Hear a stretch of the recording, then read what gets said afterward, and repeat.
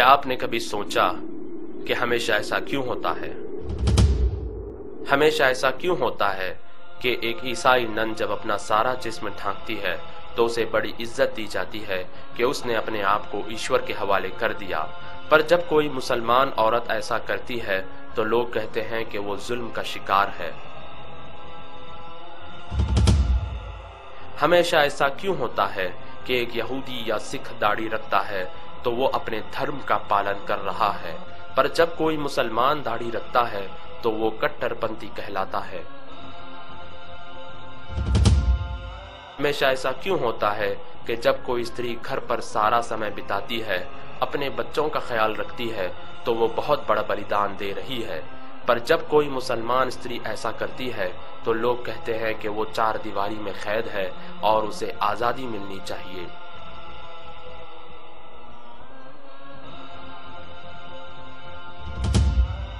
हमेशा ऐसा क्यों होता है कि जब कोई शिक्षक अपने सब्जेक्ट में आगे रहता है तो वो कामयाब शिक्षक कहलाता है,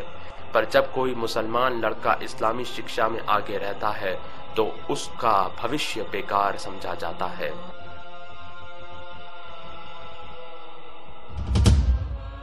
हमेशा ऐसा क्यों होता है कि जब कोई यहूदी या ईसाई किसी का खून करता है तो उसका धर्म नहीं बताया जाता, पर जब कोई मुसलमान किसी जुर्म में पकड़ा जाता है तो इस्लाम को बदनाम किया जाता है।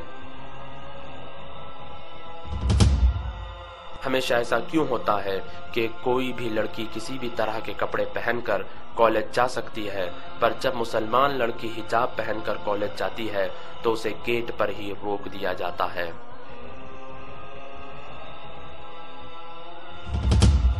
हमेशा ऐसा क्यों होता है कि जब कोई व्यक्ति अपनी जान पर खेलकर लोगों की जान बचाता है तो उसे बहादुर और वीर कहा जाता है, पर जब कोई फलस्तीनी नागरिक अपनी जान पर खेलकर अपने बच्चे को गोली लगने से बचाता है और अपने भाई का हाथ दुश्मनों के हाथों तोड़े जाने से बचाता है और अपनी माँ और बहन की इज्जत बचाने के लिए दुश्मनों से लड़ता है और अपने घर को आग लगाए जाने से बचाता है और अपनी मस्जिद की रक्षा करता है, तो उसे आतंकवादी कहा जाता है।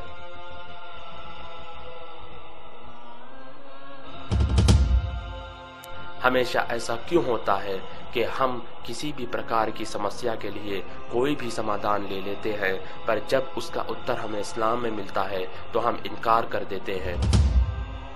हमेशा ऐसा क्यों होता है कि जब कोई ड्राइवर बेहुदा अंदाज से कार चलाता है तो कोई कार को दोषी नहीं ठहराता, मगर जब कोई मुसलमान गलती करता है तो इस्लाम को दोषी ठहराया जाता है।